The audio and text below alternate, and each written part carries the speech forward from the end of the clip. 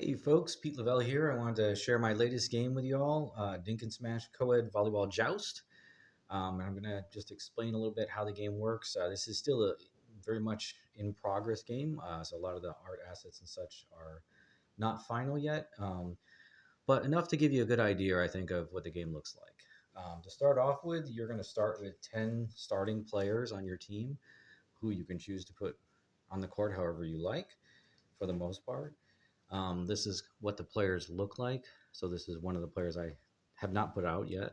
This is Fernando. So he's a mid blocker naturally, but I could play him anywhere I want. Every player has a set of skills at the top, you can see. So Fernando has one spike as well as one pass. He's got three blocking. That's what he's really good at. And he has one dig.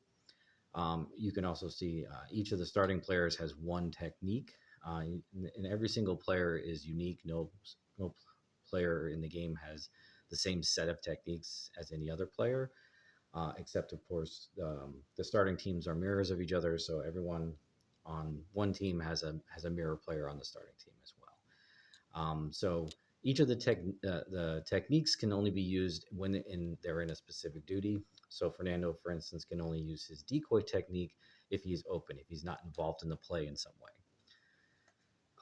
Grace has a spiking technique, so she can only use this if she is spiking on the third ball. Ling can only use her technique if she is setting, and Igor can only use his technique if he is digging.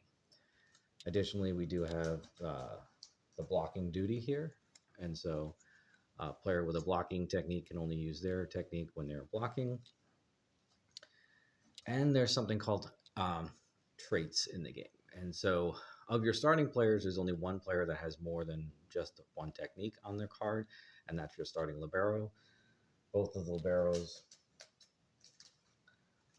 are going to be identical, of course, because the cards are identical on each team. And the libero is a special ability that allows you to just constantly sub them in and out of the game for free. Other players will have to go through your whole deck cycle to come back into your hand. The libero is always available for subbing. Okay, so how does the game actually work? So let's go through and we'll run through a typical attack in the game. So first off, we would start the game by flipping this to see who starts with the ball first, and we are going to be serving to the red team. So the blue team will pick a player to serve to. Whenever you're receiving the ball, whether it's on the serve or later on during a volley, you always have the option to swap two adjacent players for the cost of one dig. That's almost always worthwhile on the serve since the serve is an automatic dig anyways. But we're going to go ahead and we're going to swap these two. So Sandy's going to take the ball, and now the red team is on attack. And so she has the first ball and she is passing. She's going to pass it over to Aviasa, who will be our setter. And we're going to set Igaluk so he can go ahead and spike the ball. So what we do now, there's basically two calculations that are going to be done every time you do an attack. There's going to be a block calculation and a dig calculation. So for the block calculation, the first thing we do is we add the passing skill of our passer. You can see the ball color matches the skill that you're going to be looking at to the passing skill of our setter. So it's 2 plus 3 is 5 to the spiking skill of our hitter, which is another 2. So that's 7. So we have 7 spiking skill. The blocker is always going to be the mid blocker plus the outside hitter that's closest, directly across from whoever is hitting the ball. And so these guys will be our blockers. And so we're going to add their blocking skill together. So that's 2 plus 3.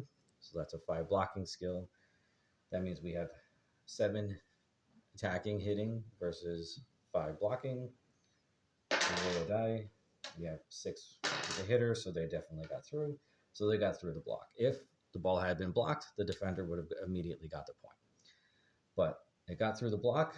We were actually supposed to target someone initially, so I didn't do that quite right. So we would have chosen our target already. Now, the defender on this side has that same option, so they can choose to sacrifice one dig to swap two adjacent players. And so now this guy has 3 dig, and and just versus the attacker's spike. So it's going to be, or actually it's 2 dig because I swapped. So it's 2 dig versus 2 attacking.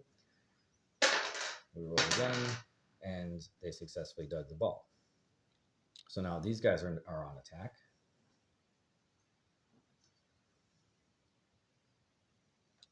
And we'll go back and we'll do the same thing. So there, I'm going to be able to choose who I want to have set the ball, and I can choose who I want to have spike the ball, and I choose who I'm going to be targeting. Now remember, so that's basically the basics of how it works. But remember, each of these players have skills. So if they are in the correct duty, they can use the skill. So I could have used this guy's dig skill when he was digging. He's passing at this point. It's too late. I didn't use it. That would have given him a bonus to both dig and passing. I could use this guy's skill, but it's actually not really relevant. But I'm going to go ahead and I'm going to use Nina's skill because she can smash the ball real hard. So that increases her spiking to 2, up by 2 to 4 total. So that means we have a pass of 2 plus 2 plus 4. Spiking is 8 attack. On defense here, we don't really have any relevant skills. So it's only 5 defense. So we'll roll again. 2 and a 2. And so we very easily get past the block. Now the nice thing about increasing spiking is that it's also going to be used again in this calculation for the dig. We're definitely going to want to swap these players now.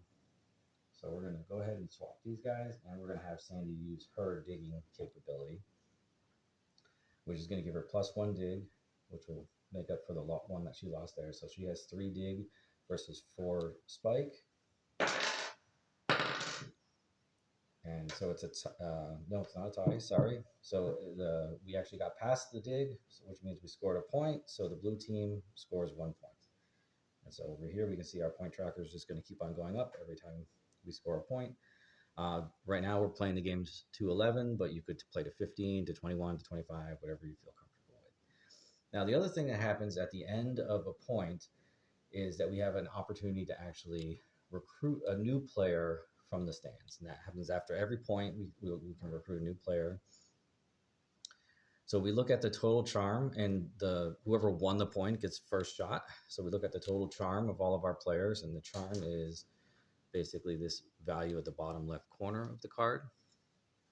And so on this team, our liberos always have a good amount of charm to start with. So we have 3 plus 2 plus 1 plus 1 plus 1 plus 1, which means we have 9 charm available to us.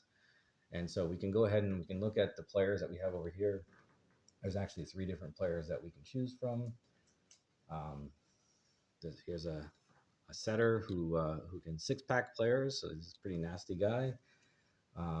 We have here another libero. And this libero has even more charm, so she might be a good pick because she can help me with my charm engine and being able to recruit future players. But one of the things is if I do bring a libero in, you can only have 1 libero on the team. And so I would actually have to discard my current libero from the game, remove them entirely, if I want to bring her onto the team. Another thing to note with liberos is they don't have spiking or blocking. This is because you cannot play a libero on the front line. So I'm going to go ahead and I'm going to pick her up. The other team might pick up another player as well. At this point in time, when you pick up a player, they go directly into your hand. At this point in time, I can choose to replace anyone on the field that I want to. I have to. I'm mandated. I have to.